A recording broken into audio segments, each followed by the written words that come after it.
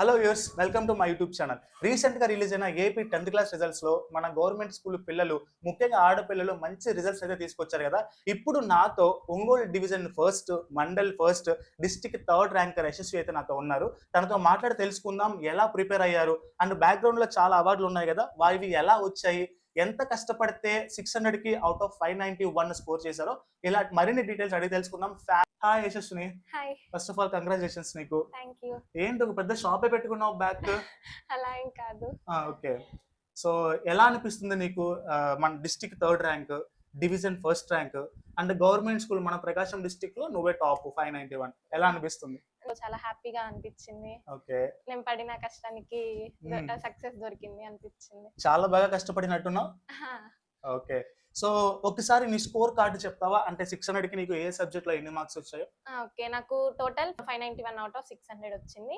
తెలుగులో 98, Hindi 97, English 97, maths 100, science 100, social 99. Maths 100, science 100, social 99. అసలు social అంటేనే బోరింగ్ సబ్జెక్ట్ కదా, నీకు 99 ఎలా వచ్చాయి? అంటే టీచర్స్ గైడెన్స్ ఇవ్వడం వల్ల, టీచర్స్ చెప్పే లెసన్స్ బాగా అర్థం చేసుకోవడం వల్ల హెల్ప్ అయింది బాగా. అంటే సోషల్ అంటే ఎక్కువగా బిట్స్, తర్వాత మ్యాప్ పాయింటింగ్, ఇలా డిఫరెంట్ ఉంటాయి కదా, అవి నువ్వు ఎలా గుర్తుపెట్టుకున్నావు? అంటే సార్స్ చెప్పే, టీచర్స్ చెప్పే కొన్ని టిప్స్ వల్ల అది బాగా యూజ్ అయింది. అంటే ఎలా గుర్తు పెట్టుకోవాలి అవన్నీ టిప్స్ చెప్తూ ఉంటారు. సోషల్ లో మీ సార్ వాళ్ళు చెప్పిన టిప్స్ ఒక 2 ఏమన్నా చెప్తావా? ఐ మీన్ నువ్వు ఫాలో అయినవి. అంటే మ్యాప్ పాయింటింగ్ అలాంటివి అయితే డైలీ ప్రాక్టీస్ చేయాలి. అంటే వీక్లీ ఒకసారి కాకుండా డైలీ చదువుతూ ఉంటే గుర్తుంటది. టెక్స్ట్ బుక్ ని ఫాలో అవ్వాలి ప్రాపర్ గా. ఓకే. అంటే మ్యాథ్స్ లో 100 అవుట్ ఆఫ్ 100 అంటే మామూలు విషయం కాదు.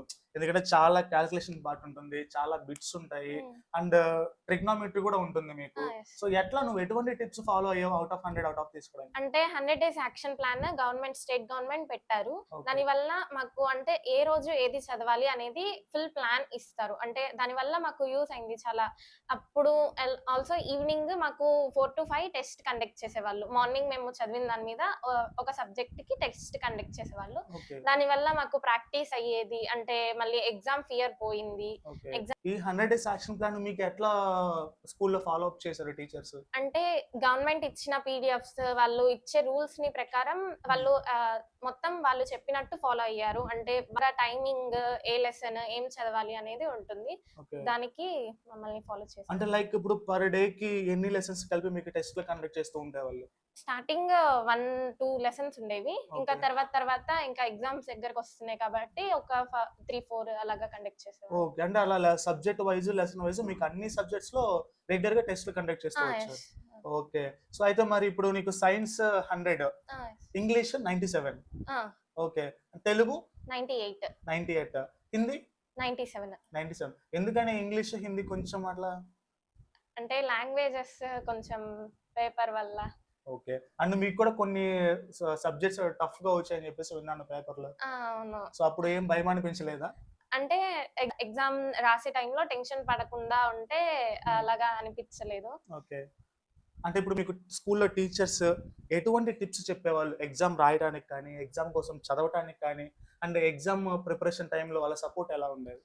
సపోర్ట్ అయితే చాలా బాగా ఇస్తున్నారు. అంటే డైలీ ఇన్ని అవర్స్ చదవాలి, త్వరగా లెగవాలి, ఎర్లీ మార్నింగ్ లెగవాలి అని చెప్పారు. అలాగే ఎగ్జామ్ టైంలో అసలు టెన్షన్ తీసుకోకూడదు, త్వరగా వెళ్ళాలి కొంచెం ముందు ఎగ్జామ్ హాల్కి.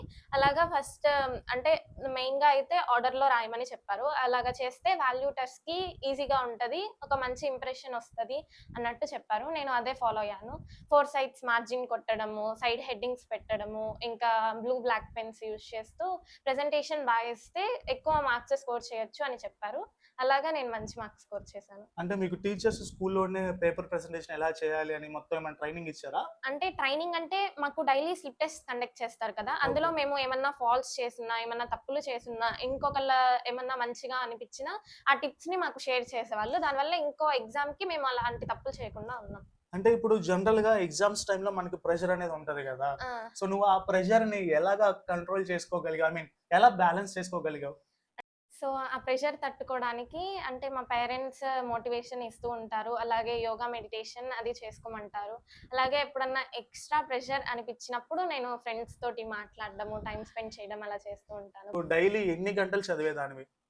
అంటే మార్నింగ్ ఒక 6 స్టార్ట్ చేస్తాను. ఇంకా స్కూల్‌కి వెళ్తా కదా!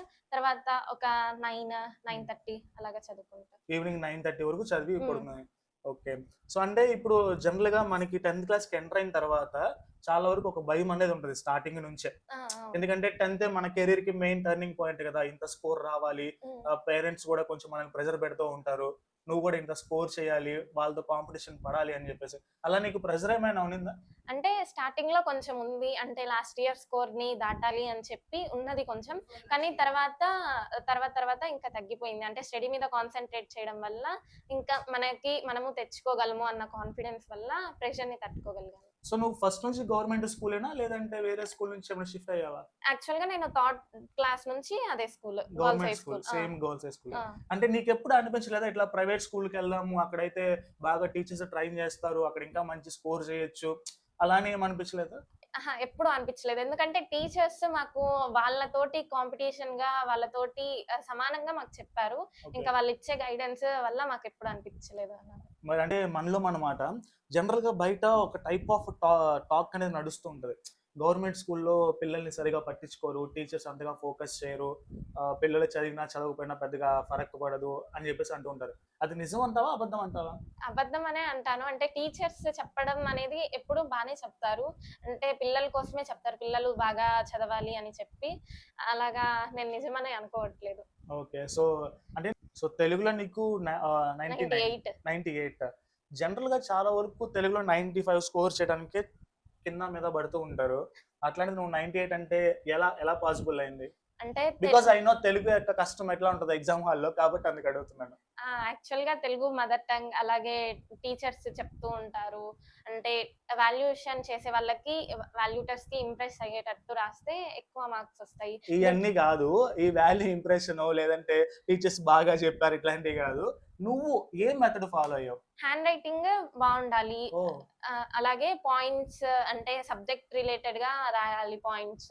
ఓకే. అదర్ రాయకుండా దానికి రాయాలి. ఇంకా మనకి హైలైట్ చేయాలి అనిపిస్తే అంటే ఆ పాయింట్ మంచిది అనిపిస్తే హైలైట్ చేస్తూ ఉంటాం. And Telugu, English, Hindi grammar ఎక్కువ ఉంటది గదా! అవును. సో, మరి గ్రామర్ గుర్తుపెట్టుకోవడానికి ఎటువంటి టిప్స్ ఫాలో అయ్యావు నువ్వు? నేను అయితే డైలీ చదువుతాను గ్రామర్. అంటే ఒకవేళ ఎగ్జామ్‌లో టెన్షన్ వల్ల మనం మర్చిపోకూడదు కదా! అలా కాబట్టి గాదు. ఎగ్జామ్ వల్ల టెన్షన్ ఇలా గాదు. అంటే ఏ టైమ్ మెయింటైన్ జేసి ఇప్పుడు సపోజ్ వారంలో 7 రోజులున్నాయనుకో. ఆ! ఏ రోజు నువ్వు ఏ సబ్జెక్ట్ చదవాలని ఫిక్స్ చేసుకుంటావు అట్లా?